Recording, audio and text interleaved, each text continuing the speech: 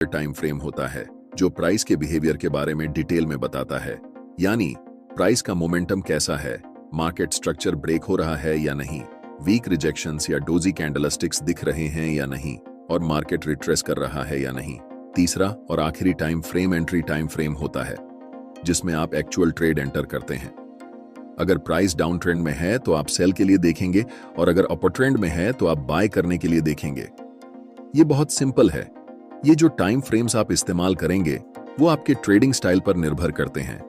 मान लीजिए मैं इंट्राडे और स्विंग ट्रेडिंग का मिक्स उपयोग करता हूं तो मैं 4 घंटे का टाइम फ्रेम डायरेक्शन के लिए, 1 घंटे का टाइम फ्रेम बिहेवियर के लिए और 15 मिनट का टाइम फ्रेम एंट्री के लिए उपयोग करता हूं। लेकिन अगर आप स्काल्पर हैं तो आपके लिए ये टाइम फ्रेम्स अलग होंगे। आप 1 घंटे को डायरेक्शन के लिए, 15 मिनट को बिहेवियर के लिए और 5 मिनट टाइम फ्रेम को एंट्री के लिए इस्तेमाल करेंगे। इसलिए टाइम फ्रेम पूरी तरह से आपके ट्रेडिंग स्टाइल पर निर्भर करता है, लेकिन मैंने एग्जाम्पल देकर समझा दिया है जिससे आप अपने ट्रेडिंग स्टाइल के हिसाब से सही टाइम फ्रेम चुन सकते हैं। मल्टी टाइम फ्रेम एनालिसिस को शुरू करते हैं, जिसमें हम सबसे पहले 4 घंटे के टाइम फ्रेम को चुनेंगे ताकि हमें पता चल सके कि मार्केट इस समय किस दिशा में है। 4 घंटे का टाइम फ्रेम चुनने का सबसे बड़ा कारण यह है कि यह हमें मार्केट का पूरा स्ट्रक्चर बता देता है कि अभी मार्केट किस दिशा में है। अगर हम 15 मिनट का चार्ट इस्तेमाल करते तो हमें स्पष्ट दिशा का पता नहीं चलता, क्योंकि प्राइस ऊपर नीचे कर रही होती है। इसलिए दिशा को समझने के लिए हमेशा बड़े टाइम फ्रेम पर जाना बेहतर रहता है। आप में से ज्यादातर लोग इस चार्ट को देखकर कंफ्यूज हो सकते हैं कि यहाँ प्राइस क्या कर रही है और हमें कैसे ट्रेड लेना चाहिए, बाय करना है या सेल करना है, या फिर अभी ट्रेड नहीं करना है। लेकिन यह गलत तरीका है चार्ट्स को देखने का, क्योंकि हम एक इंट्राडे या स्विंग ट्रेडर हैं। हमें बहुत पुराने चार्ट्स को नहीं देखना चाहिए। हमें यह ऑब्जर्व करना है कि हाल के समय में मार्केट की प्राइस कैसे बिहेव कर रही है। अगर हम ऐसा करने लगें तो हमारे चार्ट्स पर बहुत सारे सपोर्ट और रेजिस्टेंस लाइंस बन जाएंगी, जिससे आपका चार्ट बहुत जटिल हो जाएगा और आप ट्रेडिंग डिसीजन नहीं ले पाएंगे। सोचिए, अगर आपके चार्ट्स पर इतनी सारी लाइंस हों तो आप कैसे समझेंगे कि इस समय प्राइस क्या कर रही है। 4 घंटे के टाइम फ्रेम में हमारा चार्ट बिल्कुल स्ट्रॉन्ग अपर ट्रेंड में दिखाई दे रहा है और इस समय प्राइस कंसोलिडेशन कर रही है। इस कंसोलिडेशन जोन का सबसे पहले हम हाई मार्क करेंगे और फिर कंसोलिडेशन जोन का लो मार्क करेंगे। चार्ट्स पर इन दोनों लाइंस को बनाकर हम वेट करेंगे। सबसे पहले हम मार्केट को डिसाइड करने देंगे कि उसे किस दिशा में जाना है। इस समय मार्केट दोनों तरफ जा सकती है, या तो अपना ट्रेंड कंटिन्यू कर सकती है या फिर यहां से रिवर्स डाउन कर सकती है। अगर मैं इस समय लाइव ट्रेड में होता तो मैं पहले 4 घंटे के टाइम फ्रेम में कैंडलस्टिक को इन दोनों लाइंस के बाहर क्लोज होने का इंतजार करता, तभी हम डिसाइड करते कि हमें बाय करना है या सेल। अगले कुछ कैंडल्स में प्राइस लोअर लो के नीचे कैंडल क्लोज करती है। ऐसे समय में ज्यादातर नए ट्रेडर्स सेल पोजीशन में एंटर करते हैं। मैं चाहता हूं कि आप ध्यान से देखें कि इसके बाद प्राइस क्या करती है। अगले ही कैंडल में एक बड़ी ग्रीन बुलिश कैंडल बनती है। अब जो मैं आपको बताने वाला हूं उसे ध्यान से सुनें, क्योंकि ये चीज आपकी ट्रेडिंग स्टाइल को हमेशा के लिए बदल सकती है।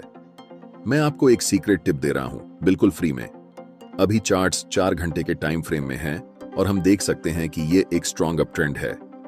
लेकिन जैसे ही हम चार्ट्स को 1 घंटे के टाइम फ्रेम में बदलते हैं तो हमें दिखता है कि प्राइस धीरे धीरे नीचे की तरफ जा रही है। और जब हम 1 घंटे के टाइम फ्रेम को 15 मिनट के टाइम फ्रेम में बदलते हैं तब हमें चार्ट्स पर एक स्ट्रॉन्ग डाउन ट्रेंड दिखता है। यह बात आपको कंफ्यूज कर सकती है कि 4 घंटे के टाइम फ्रेम पर प्राइस अप ट्रेंड दिखा रही है, लेकिन 1 घंटे और 15 मिनट के टाइम फ्रेम में प्राइस डाउन ट्रेंड शो कर रही है।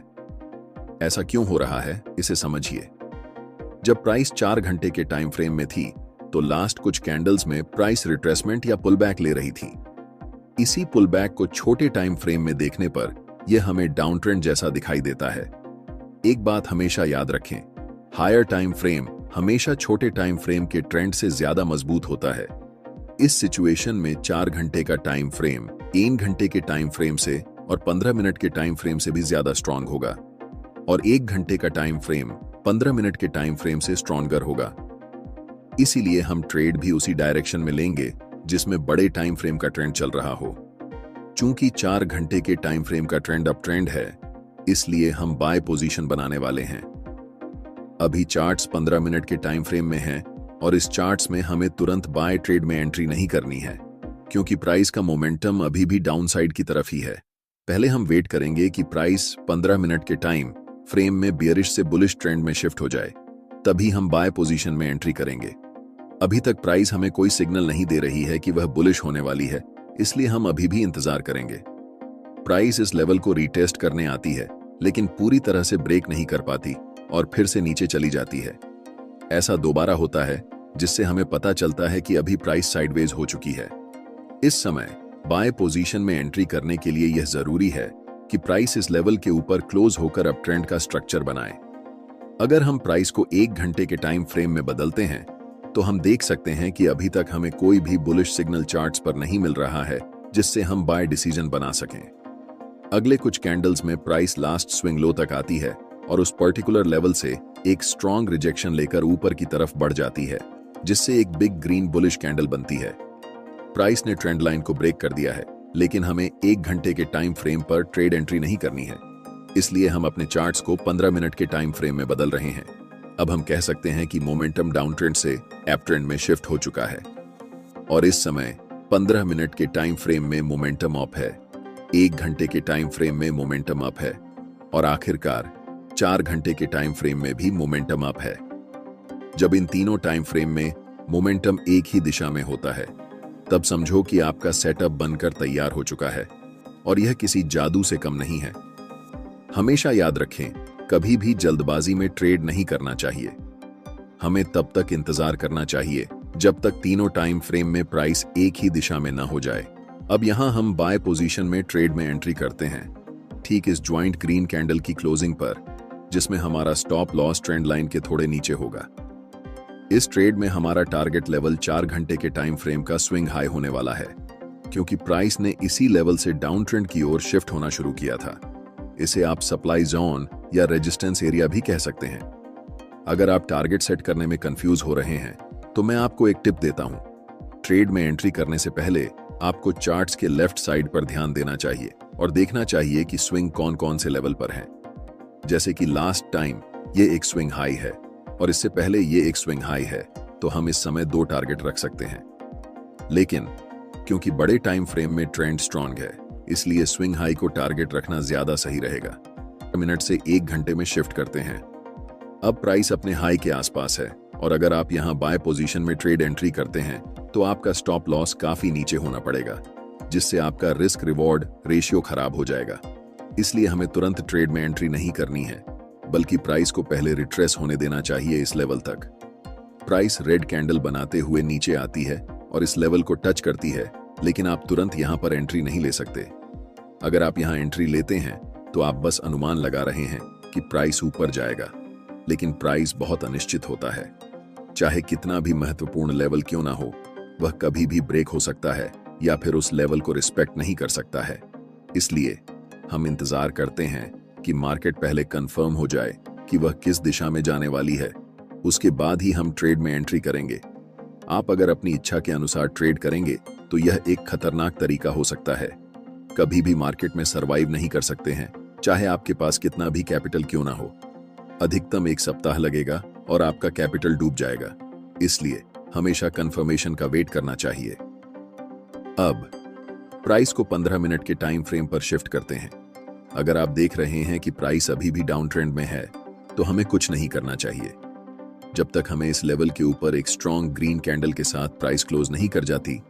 तब तक इंतजार करना जरूरी है।